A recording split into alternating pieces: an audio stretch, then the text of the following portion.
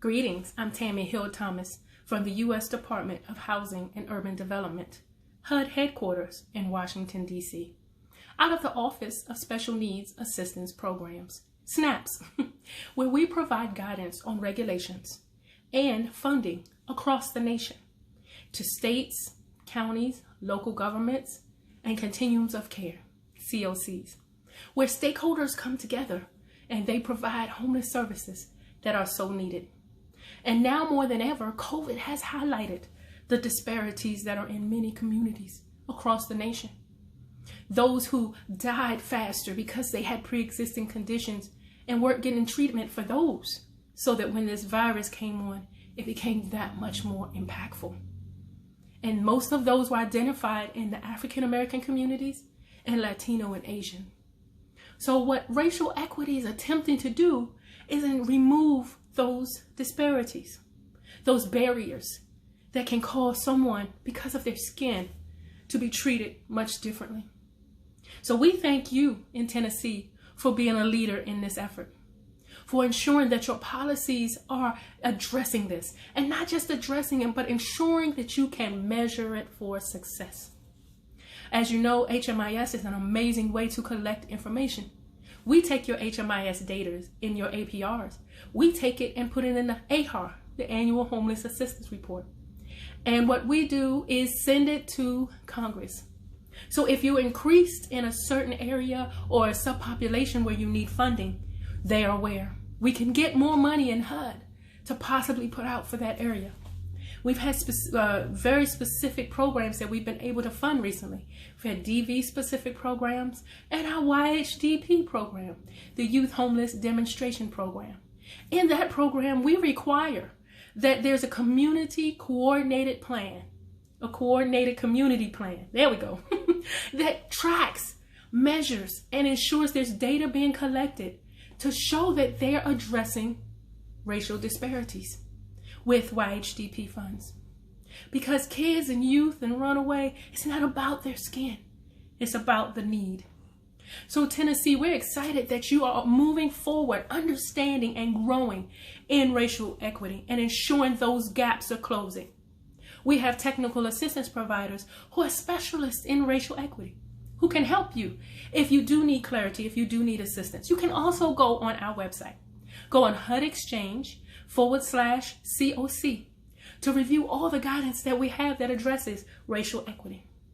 Specifically in COVID, with the CARES Act, we were making sure that we're trying to address every need. And so that's why we require so much information moving forward, so much success that you're actually counting and ensuring that you're addressing the differences. So we thank you, Tennessee, because racial equity is something that's so needed. And for those who aren't quite sure, let me help you by giving you specifically what racial equity addresses. The definition of racial equity is the condition that would be achieved if one's racial identity no longer predicted a statistical sense, one's housing, economic, and health outcomes. If it didn't matter about your race and you were able to get successful in equal housing, just the opportunity, the barriers that limit that requires racial equity to move forward, requires us to step in and ensure those gaps are closed as much as we possibly can, and that all stakeholders are unified in understanding that that issue has to be resolved, that every woman, every man, boy, girl, senior citizen gets the assistance and the services they so badly need. So when you're moving forward with measuring racial equity, there are some assessments that are out there available to help you. The Center for Assessment and Policy Development and the Center for Social Inclusion are taking the lead in how to move forward and close the gap with racial equity. They recommend that you ensure your data is solid and you go back and look at disparities identified in your data.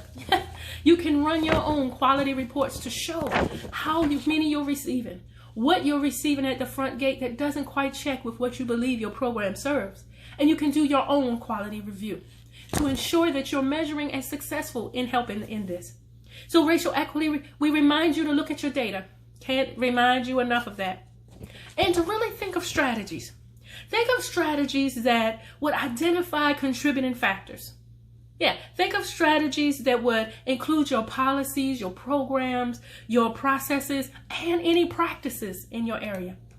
Review all of the components that would help highlight that information for you. You can mitigate those by looking at the factors. Again, thinks about going back to your data. Strategies and how you come together to identify the specific deficiencies is what will help you be successful. And remember your impact. Listen, don't just look at the disparities. Look at the positive impacts that can help racial equity, can help to create equality for everyone. The positive impacts in your community. The services and those that you highlight that address everyone. DV programs help all women and their children. But you want to ensure there's no gaps at intake, that there's no racial disparity in any programs. Because the more each program is stronger, the better the CoC will be. Your continuum of care takes every stakeholder, every person, the same way you all come together to go out for the point in time count so that we can make sure we know how many homeless you have, so that we can get that money from Congress, is just as important as this is to address. And listen, if you have policies that haven't been effective, feel free to refine them. Sometimes we govern ourselves by stuff that's old, that's already been in place. I heard someone say, that's not how we do it here. They're dealing with issues right now.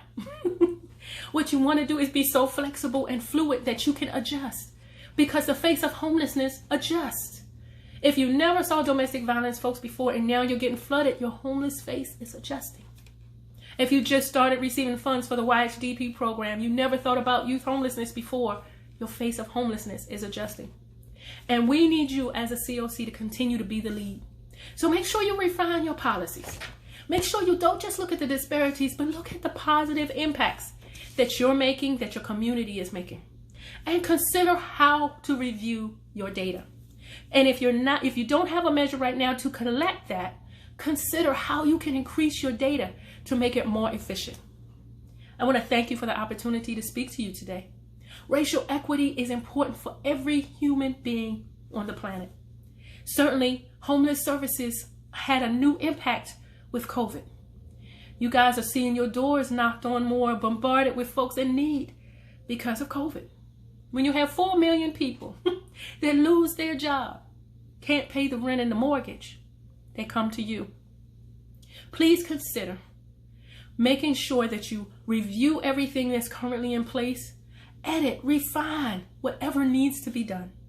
And if you don't have anything in place, now is the time to step up, to bring a committee together, or figure out how you can ensure racial equity is addressed in your area. I thank you for the opportunity to come to you.